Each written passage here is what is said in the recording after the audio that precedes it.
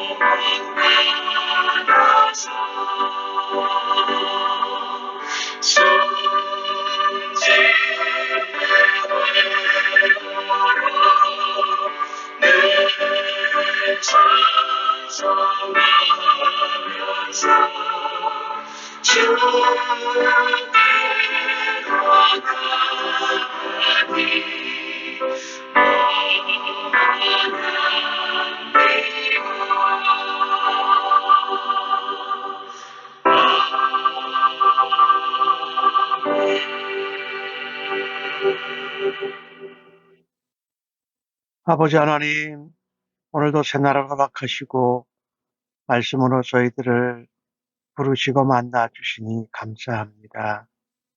오늘도 말씀을 묵상할 때에 성령님의 도우심을 따라서 하나님의 음성과 하나님의 뜻을 헤아리고 들을 수 있는 은혜를 허락하여 주실 줄로 믿습니다.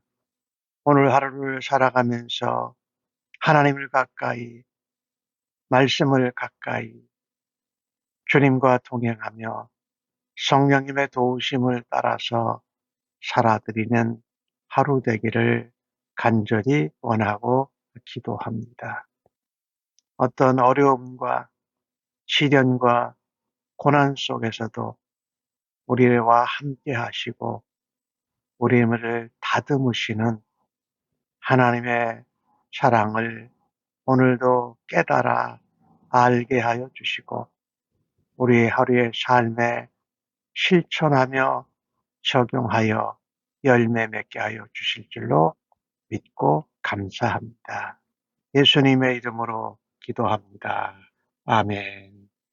이 아침에 저희들에게 주시는 하나님의 말씀은 시편 66편 8절로 20절의 말씀입니다. 함께 성경을 읽으십시다. 만민들아, 우리 하나님을 송축하며 그의 찬양 소리를 들리게 할지어다. 그는 우리 영혼을 살려두시고 우리의 실족함을 허락하지 아니하시는 주시로다.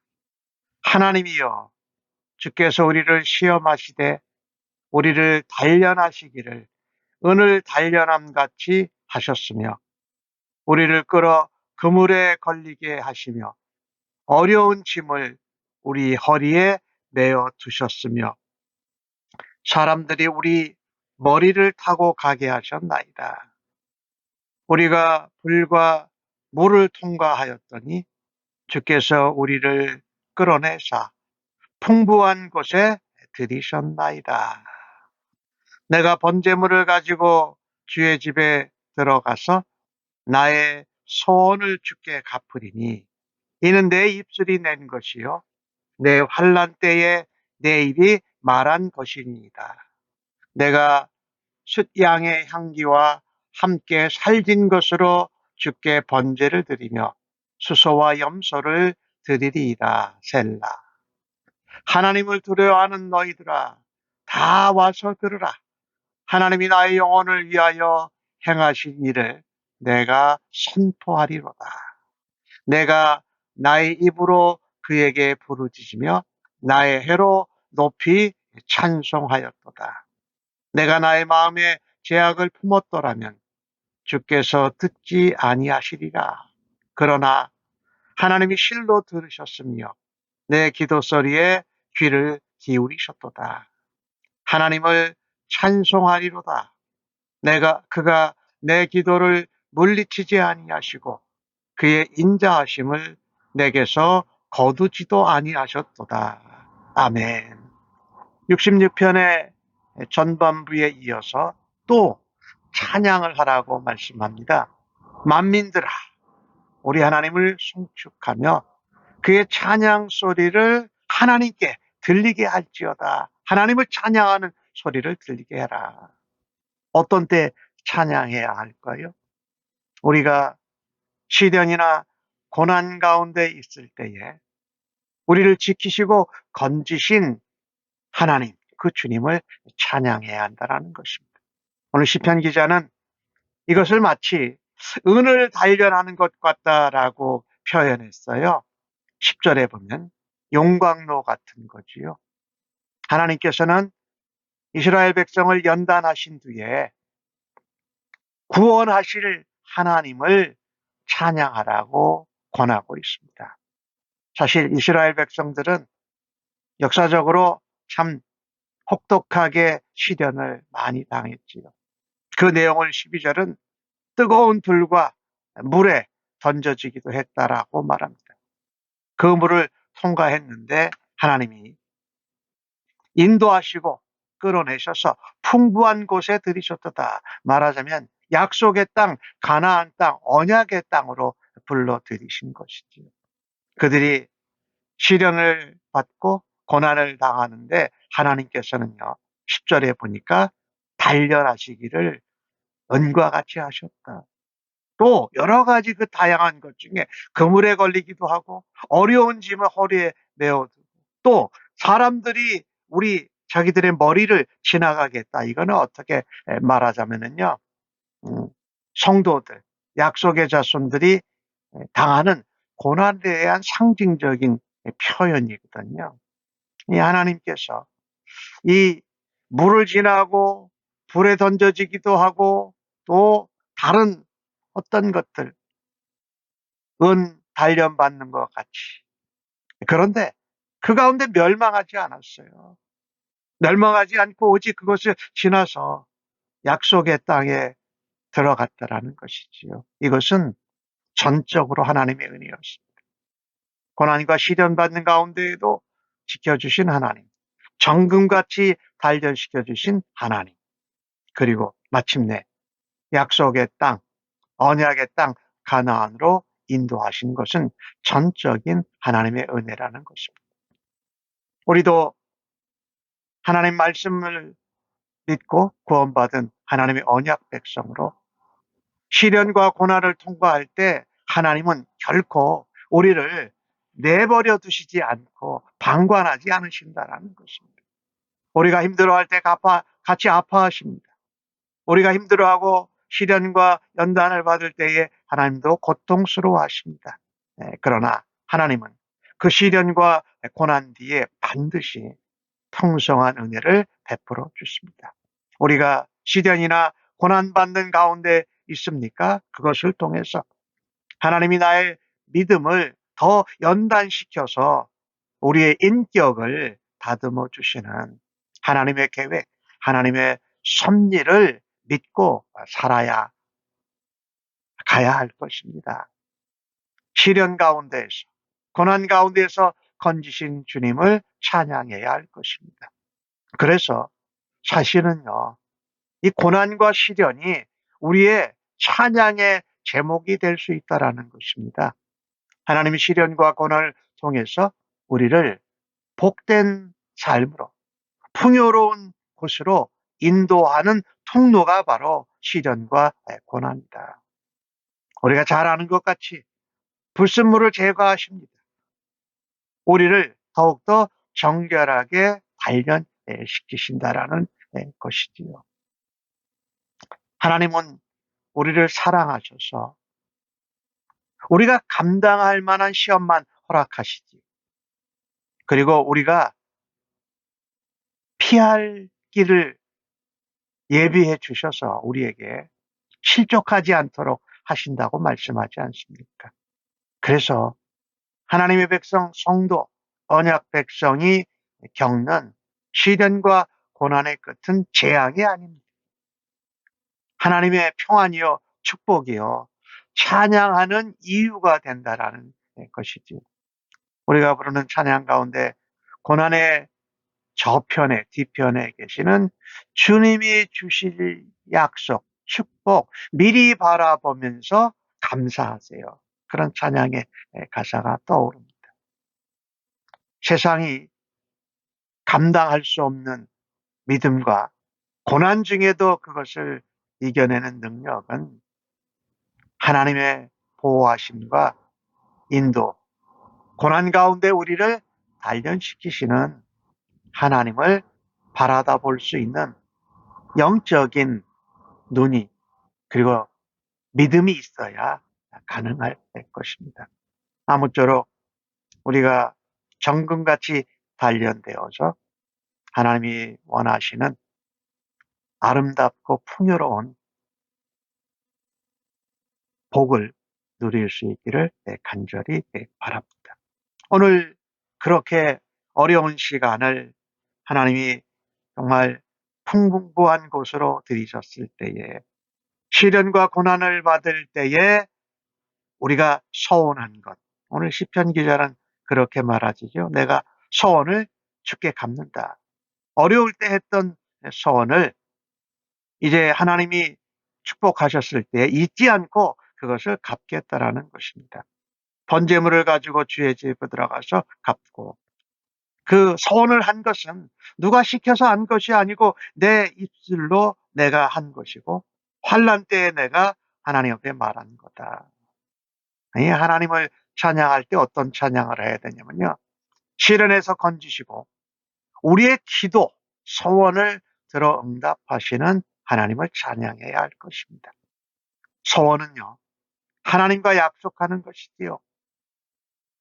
지금 어려운 시간을 지나고 기도가 응답된 후에도 하나님께 성실하게, 신실하게 하나님 백성으로 섬기겠다는 결심, 결단의 표시지요.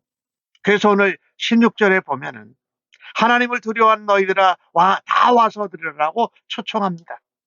자기가 하나님이 나를 위해서 내 영혼을 위해서 하신 일을 내가 선포하겠다라고 하는 것입니다. 이렇게 하나님 옆에 소원하고 그 약속을 지키고 하나님의 기도 응답하시는 것을 우리가 찬양할 때에 그 초청한 사람들에게 정말 영적으로 자극이 되고 도전과 감동이 되었을 것을 분명합니다. 환난 날에 고난당하고 시련당할 때에 하나님 앞에 소원을 드렸던 것을 기도 다시 지키는 이 시편 기자의 모습은 우리에게도 그대로 적용이 됩니다. 우리가 낙심하고 인생이 공고하고 고난 가운데 시련을 당할 때 기억해야 할 모습입니다. 하나님을 간절히 찾을 때 하나님께서 우리의 기도를 들어주신다고 약속하셨기 때문입니다. 하지만 오늘 18절에 그는 그렇게 말합니다. 내가 마음의 죄악을 품었더라면 주께서 듣지 않으셨을 거다. 기도 응답하지 않으셨을 거라는 것입니다. 물론 기도 응답은 하나님께서 하시는데 우리가 죄악 가운데 할 때는 응답하시지 않으신다. 17절에 내 입으로 하나님께 기도하고 소원했고 내 혀로 하나님을 찬송한다. 그러니 이 찬양과 이 기도가 함께 떨어질 수 없는 것을 그는 보여주고 있습니다. 하나님께서 정말 내 기도와 내 소원을 들어주셨다. 귀를 기울이셨다. 그래서 20절에는 다시 말하지 않습니까? 하나님을 찬송하자. 기도를 물리치지 않고 응답하셨고 또 인자하심을 내게도 거두시지 않은 하나님을 찬양하라고 말씀하고 있습니다. 성도는요, 고난 가운데 시련 가운데에도 하나님께 부르짖어 기도하는 것이 가장 신앙의 기본적인 자세이고 태도입니다. 그리고 하나님의 뜻이 이루어지기를 바라는 겸손이 바로 우리의 시련과 고난을 극복하고 문제를 해결하는 열쇠인 것입니다. 나를 시련 가운데 건지신 주님을 찬양하고 나의 기도에 응답하시는 하나님을 다시금 찬양할 수 있기를 간절히 바랍니다. 우리가 하나님 앞에 서원 기도를 드린 적이 있으신가요? 내가 하나님이 이루실 수 있도록 그것을 신실하게 지키고 내 의지와 생각과 경험보다 하나님의 응답하시는 은혜, 하나님의 인자하심, 하나님의 사랑을 붙들기를 간절히 바랍니다. 정말 오늘 시편 기자의 말씀처럼 고난 중에도 우리가 찬양의 기쁨이 떠나지 않는다면 이미 고난은 우리에게 유익한 것이고 축복된 것입니다. 우리가 뭔가 드릴 수 없는 상황에서 하나님께 찬양을 드리고 제사를 드리고 하나님 앞에 기도를 드릴 때에 하나님은 우리의 마음의 중심을 보시질 않습니까? 그래서 더 크고 정말 간절한 은혜를 허락하실 것이 분명합니다. 하나님과 화평하고 하나님과 같이 거룩하지 않고서는 아무도 하나님을 볼 수가 없습니다. 그래서 먼저 회개해야 할 것이지요. 그래서 우리의 악한 생각, 악한 시도를 내려놓는 것입니다. 하나님 앞에 겸손하게 회개하고 고백하고 마음의 중심에서 기도를 드릴 때에 하나님 기쁘게 응답하시는 줄로 믿습니다. 하나님은 우리 한 사람 한 사람의 기도 소리에 귀를 기울이십니다. 오늘 19절의 말씀처럼 말입니다. 그리고 그 기도를 들어주시고 사랑으로 내게 감싸주시는 그 하나님을 찬양해야 할 것입니다.